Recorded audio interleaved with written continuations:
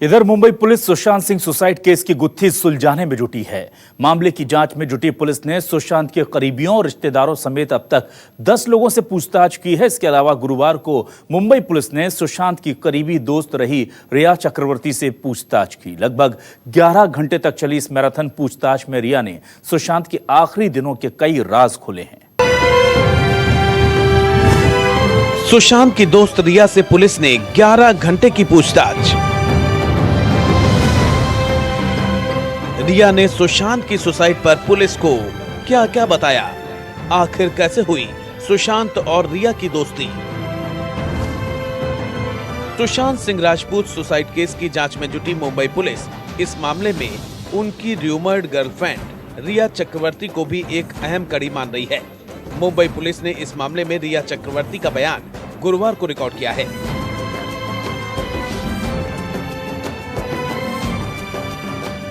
लगभग 11 घंटे तक चली इस मैराथन पूछताछ में रिया ने कई बड़े खुलासे किए हैं, जिससे जांच को आगे की दिशा मिलेगी।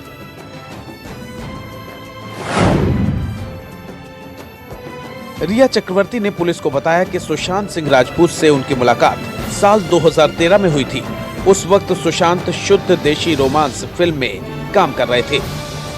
उसी दौरान रिया यशराज की ही फिल्म मेरे डैड की मारुति में काम कर रही थी। दोनों ही फिल्मों के सेट आसपास थे और इस दौरान कई बार रिया की सुशांत से बातचीत हुई। उस दौरान रिया और सुशांत दोनों ने यशराज के साथ कॉन्ट्रैक्ट साइन किया था। समय समय पर दोनों की अलग अलग पार्टियों में मुलाकात होती रही और फिर एक पार्टी के दौरान रिया और सुशांत ने एक दूसरे से फोन नंबर्स शेयर किए थे।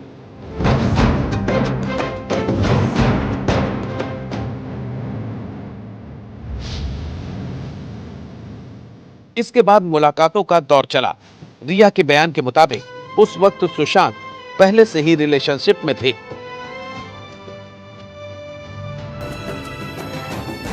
पूछताछ के दौरान रिया ने पुलिस को आगे बताया कि दोनों एक दूसरे से संपर्क में थे, लेकिन बाद में साल 2017-18 के दौरान दोनों ने एक साथ यशराज फिल्म से अलग होकर किसी दूसरे बैनर के साथ काम करना तय किया। उसके बाद दोनों रिलेशनशिप में चले गए।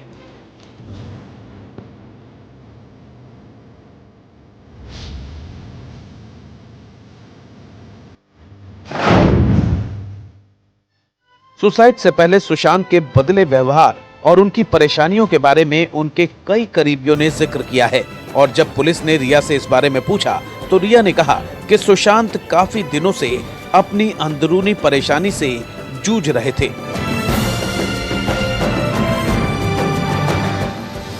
लेकिन वो कभी कुछ शेयर नहीं करते थे और ज्यादा परेशान होने पर सुशांत एकांत में चले जाते थे।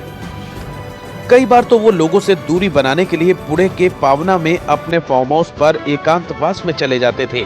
बॉलीवुड में अच्छा करियर नहीं बन पाने की वजह से सुशांत काफी परेशान थे। उन्हें अच्छी फिल्में नहीं मिल रही थी और जो प्रोजेक्ट्स उन्हें मिले भी वो हाथ से निकल गए थे, जिसकी वजह से वो डिप्रेशन में चले गए और बढ़ते डिप्रेशन की वजह से वो डॉक्टर के पास भी गए और उनकी दवाइयां शुरू हो गई थी। रिया के मुताबिक 6 जून को सुशांत डिप्रेशन में थे और उन्होंने रिया को कहा कि वो उन्हें अकेला छोड़कर चली जाए, जिसके बाद सुशांत की स्थिति को देखते हुए रिया बिना सवाल जवाब किए उनके अपार्टमेंट से निकल गई, ये सोचकर कि शायद कुछ दिनों में सब ठीक हो जाएगा। रिया को लगा कि उन्हें खुद को अकेले रहने और खुद के बारे में सोचने का मौका देना चाहिए, इसीलिए रिया वहां से चली गई और उसके बाद रिया को अचानक ही 14 जून को सुशांत की आत्महत्या की जानकारी मिली। कहा जा रहा है कि रिया ने उस दौरान उनकी बहन को फोन कर कहा था कि वो आकर सुशांत को संभालें, लेकिन तब तक देर हो चुकी थी।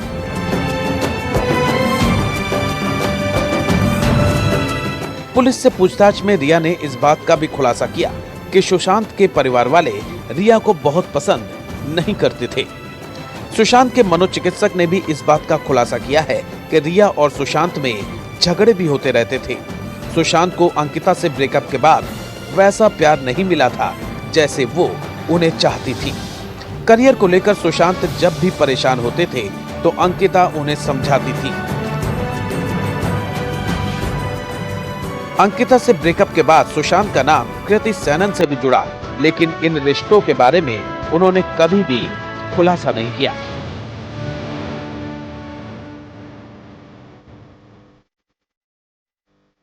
रिया और सुशांत पिछले 2 साल से रिलेशनशिप में थे।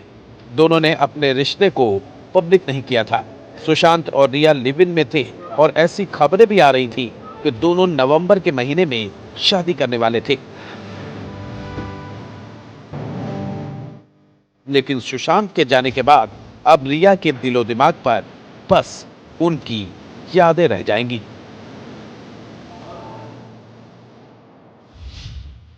दीपक दुबे, मुंबई, न्यूज़ 24। नमस्कार, मैं हूं मानक गुप्ता। अगर आपको हमारा ये वीडियो पसंद आया हो तो इसे लाइक और शेयर जरूर करें और हाँ, हमें सब्सक्राइब और फॉलो करना ना भूलें ताकि आप देश और दुनिया की कोई खबर मिस ना करें। तो जुड़े रहिए हमारे साथ और देखते रहिए न्यूज़ 24।